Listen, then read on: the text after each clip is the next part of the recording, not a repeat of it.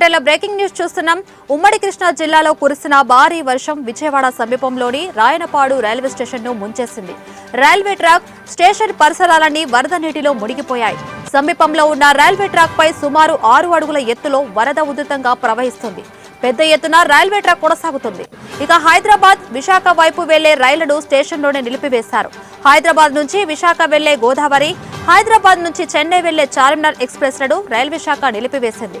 ప్రయాణికులను railway station నుంచి పడవల్లో గుంటుపల్లికి తరలించి అక్కడి నుంచి 50 బస్సులో విజయవాడకు పంపించారు. విజయవాడ నుంచి విశాఖ, చెన్నైకు ప్రత్యేక రైళ్లలో ప్రయాణికులను పంపించారు.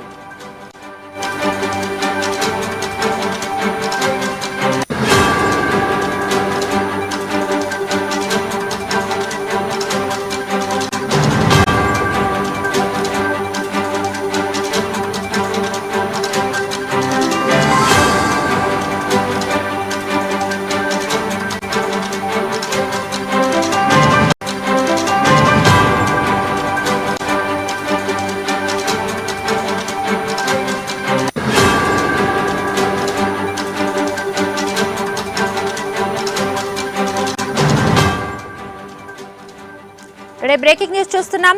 ఉమ్మడి కృష్ణా జిల్లాలో కురిసిన భారీ వర్షం విజయవాడ సమీపంలోని రాయనపాడు రైల్వే స్టేషన్ ను ముంచేసింది. రైల్వే ట్రాక్, స్టేషన్ పరిసరాలన్నీ వరద నీటిలో మునిగిపోయాయి. సమీపంలో ఉన్న రైల్వే ట్రాక్ పై సుమారు 6 అడుగుల ఎత్తులో వరద ఉధృతంగా ప్రవహిస్తుంది. పెద్ద ఎత్తున రైల్వే ట్రాక్ కోసుకుపోతుంది. ఇక హైదరాబాద్, విశాఖ వైపు వెళ్లే రైళ్లను స్టేషన్లోనే నిలిపివేశారు. హైదరాబాద్ నుంచి విశాఖ వెళ్లే గోదావరి, హైదరాబాద్ నుంచి చెన్నై వెళ్లే చార్మినార్ ఎక్స్ప్రెస్లను రైల్వే శాఖ నిలిపివేసింది. ప్రయాణికులను రైల్వే స్టేషన్ నుంచి పడవల్లో గుంటుపల్లికి తరలించి అక్కడి నుంచి 50 బస్సులో విజయవాడకు పంపించారు. విజయవాడ నుంచి విశాఖ, చెన్నైకు ప్రత్యేక రైళ్లలో ప్రయాణికులను పంపించారు.